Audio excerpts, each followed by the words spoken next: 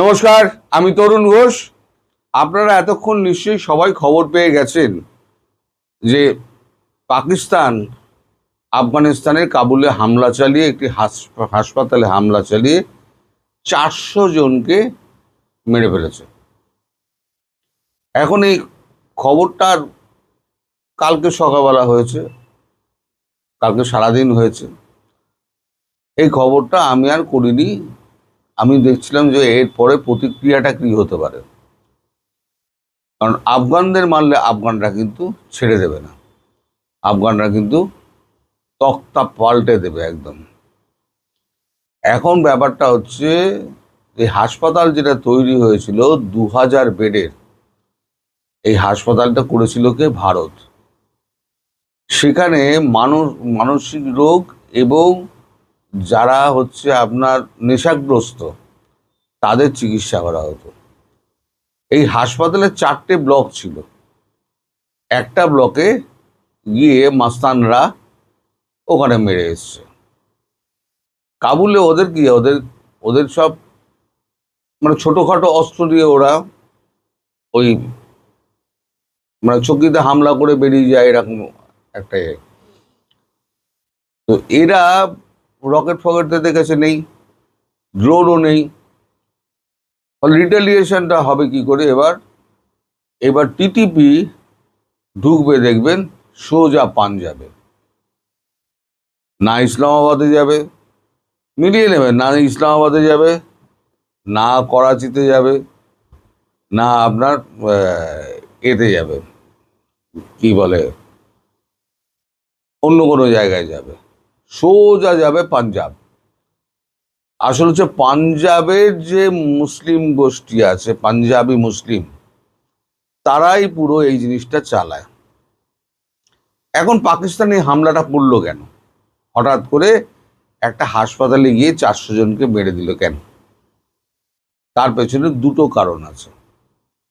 একটা হচ্ছে ওই যে আমাদের প্রেসিডেন্ট ট্রাম্পের সঙ্গে গিয়ে মধ্যাহ্ন ভোজন করে এসেছিলেন, বলেছিলেন বেটা এবার তুমি ইসরায়েলের সৈন্য পাঠাও, বোর্ড অফ পিসে সাইন করো। বোর্ড অফ পিসে সাইন করে দিয়েছে। এবার ইসরায়েল বলছে, ট্রাম্প বলছে ইসরায়েলে তুমি সৈন্য পাঠাও। নাচ যাই হোক, নিজের সৈন্যের তো ক্ষমতা জানে। ভারতের কাছে মার খেতে খেতে বুঝে গেছে নিজেদের সৈন্যের ক্ষমতা কতটা। একই দিকে আবার একটা চুক্তি করেছে সৌদি আরবের সঙ্গে, ডিফেন্স প্যাক্ট, সে খবরও আপনারা জানেন।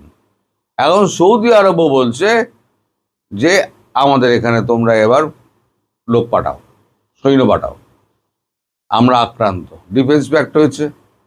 ডিফেন্স প্যাক্টে তুমি যদি এখন আমার সৈন্য না পাঠাও, আমার সাহায্যের জন্য না আসো, তাহলে আমার অতগুলো টাকা নিলে কেন? এখন এই যে জোড়া ফলা থেকে বের হতে গেলে একমাত্র উপায় হচ্ছে পাকিস্তানের ভেতরে একটা অশান্তি তৈরি করা। আর পাকিস্তান খুব ভালো করে জানে যে আমি যদি কাবুলে হামলা চালাই এবং নিরপরাধ মানুষকে যদি আমি মারি, শিশু, মহিলা, বৃদ্ধ, তাদেরকে যদি আমি মারি, তাহলে পাল্টা একটা অ্যাকশন ওরা নেবে। তাহলে আমি কি বলবো? আমার দেশই এখন নিরাপদ নয়, আমার দেশের মধ্যে যুদ্ধ চলছে, আমি এখন সৈন্য পাঠাবো কি করে? আর ইসরায়েলে সৈন্য পাঠানো নিয়ে তো দেশের মধ্যে একটা, যখনই ওই বোর্ড অফ পিসে সাইন করেছে তখন থেকেই একটা ভেতরে ভেতরে বিক্ষোভ চলছে। এবং যারা আপনার বিরোধী দল, তারা রাস্তায় নেমে প্রকাশ্যে আসিফ মুনিরকে গালি দিচ্ছে। এতদিন ধরে পাকিস্তান সেনাবাহিনী যে দাপটের সঙ্গে পাকিস্তান শাসন করেছে, আসিফ মুনিরের আমলে, এই ফেইল মার্শালের আমলে সব থেকে নিন্দিত হয়েছে এবং সব থেকে দুর্বল হয়েছে এই পাকিস্তান আর্মি।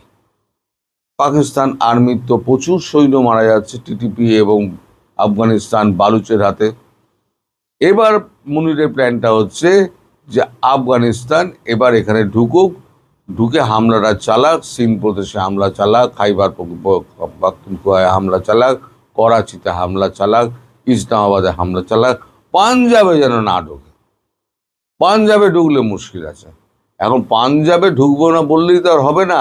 পাঞ্জাবি তো মানে পাঞ্জাবে প্রচুর পশতুন রয়েছে, আর এদের স্লিপার সেল কিন্তু দারুণ অ্যাক্টিভ। কোন দিন দেখবেন পাঞ্জাব অ্যাটাক হয়ে গেছে। একই সঙ্গে ভারত এবার যেটা করবে, ভারত কিন্তু বিবৃতি দিয়েছে, সতর্ক হলো, বিবৃতি দিয়েছে। এই তালিবানের পাশে কৌশলী ভারত। কৌশল কিরকম? ভারত এবার দেবে সমস্ত আপনার যত অস্ত্র শস্ত্র, সমস্ত প্রশিক্ষণ দিয়ে দেবে পাকিস্তান, আফগানিস্তানকে। যত তালিবান আছে তাদেরকে ড্রোন দিয়ে দেবে, মিসাইল দিয়ে দেবে।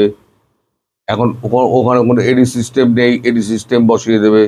এখন পাকিস্তান দেখেছে আফগানিস্তানে কোনো এডি সিস্টেম নেই, যাচ্ছে, মানে কথার কথা বলছি, পাইলট কফি খেতে খেতে যাচ্ছে, দামাদাম মারছে, পিটছে, চলে আসছে। এর আগে একটা স্কুলে মারলো, তার আগে বসতি এলাকায় মারলো, এইবার এরা মারলো হাসপাতালে। এখন ভারতের রাষ্ট্রপুঞ্জে নিয়ে গিয়ে তুলবে, রাষ্ট্রপুঞ্জে তুলে নিয়ে কিছু হবে না, কিন্তু ওটা কথার কথা পৃথিবীকে দেখানো রাষ্ট্রপুঞ্জে। এখন এই ব্যাপারটা নিয়ে এত হইচই হচ্ছে না, এই কারণে এখন ইরান আর ইসরায়েল এবং ইউএস এর মধ্যে যে ত্রিপাক্ষীয় যুদ্ধটা চলছে, নজর সেই দিকে বলে এই ঘটনাটার দিকে কারোর নজর নেই। কিন্তু খুব শিগগির দেখবেন পাকিস্তানে আসিম মুনিরের তক্তা পালট হয়ে গেছে। এটা ভারত করবে, ভারত এটা করবেই। আসিম মুনির কিন্তু আজ হোক, 3 মাস বাদে হোক, 6 মাস বাদে হোক, আসিম মুনির দেখবেন দেশ ছেড়ে পালাবে। আর নইলে পরে আসিম মুনির বিদ্রোহ হবে, আসিম মুনির বন্দী হবে, বন্দী হয়ে আসিম মুনির জেলে যাবে।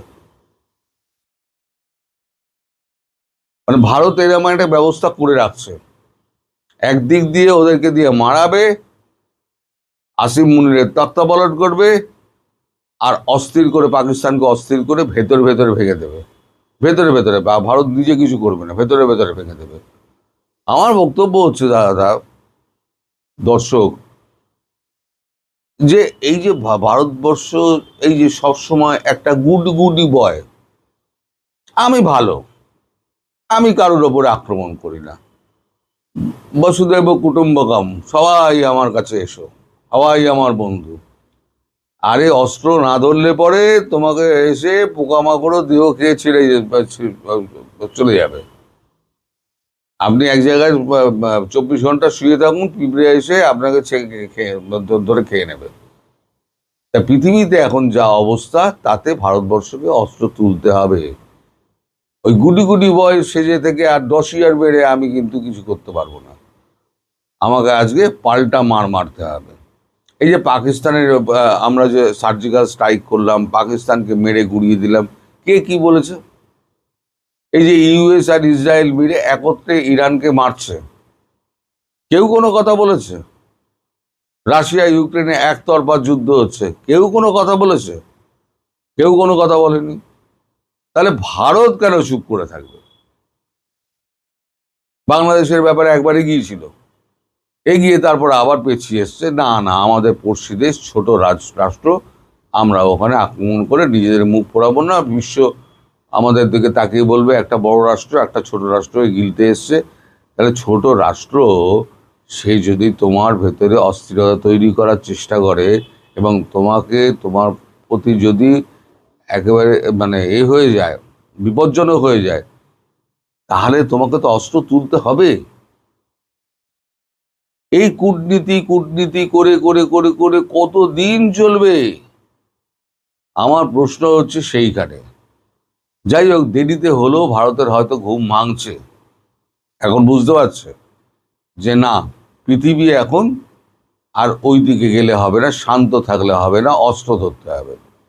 আমি মাঝে বলেছিলাম, নেতাজি সুভাষচন্দ্র বসু যদি আমাদের বেঁচে থাকতেন, তাহলে আমাদের মিনিস্ট্রি অফ ডিফেন্স হতো না, ও জায়গায় হতো মিনিস্ট্রি অফ অফেন্স।